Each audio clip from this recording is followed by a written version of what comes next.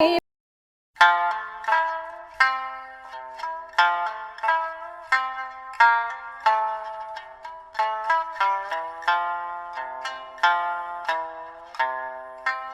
também a diferença no formato ou no conteúdo desses registros, quando eles são feitos por japoneses, Issei, né, ou quando eles são feitos por Nisei, Sansei em português?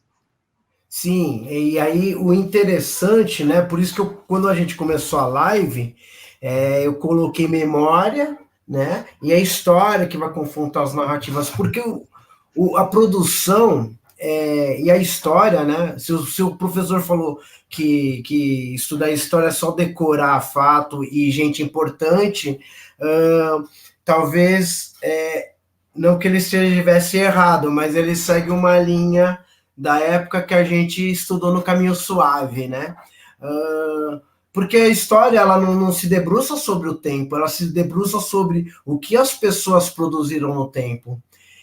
Os documentos não vão mudar, mas a forma da gente enxergar aqueles documentos, elas mudam, né?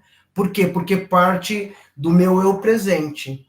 Então, as perguntas que eu fiz quando para os documentos ou para os livros que eu já li, né, há 20 anos, não são iguais, né, ao que eu faria hoje. Não que eu me arrependa de nada que eu fiz, mas a grande questão é que eu estou num momento diferente e aí eu olho para aquele passado e faço questões diferentes, né? E o que acontece? O Nisei, ele vai se perguntar sobre algumas coisas, talvez mais sobre o Japão, enquanto que aquele imigrante pós-guerra, ele vai se perguntar, cara, eu cheguei aqui no Brasil, mas o que ajudou meus veteranos, meus senpais a terem êxito? Então ele vai homenagear esses senpais, né? E talvez aquilo que ele está registrando é muito mais o tempo presente dele, que seria o quê? Como que está a família, né? Quanto que gastou, quanto que o Kenjikai arrecadou na época dele. Ele não está preocupado, às vezes, em registrar o feito dele. Ele está preocupado em homenagear, né, os antecessores. Então, isso fica uma fonte rica de conhecimento. E se a gente perguntar hoje, no presente, e souber e tiver acesso a esses livros, é de uma preciosidade. Óbvio, né? Que como trabalho acadêmico, a gente se debruçaria em entender as narrativas.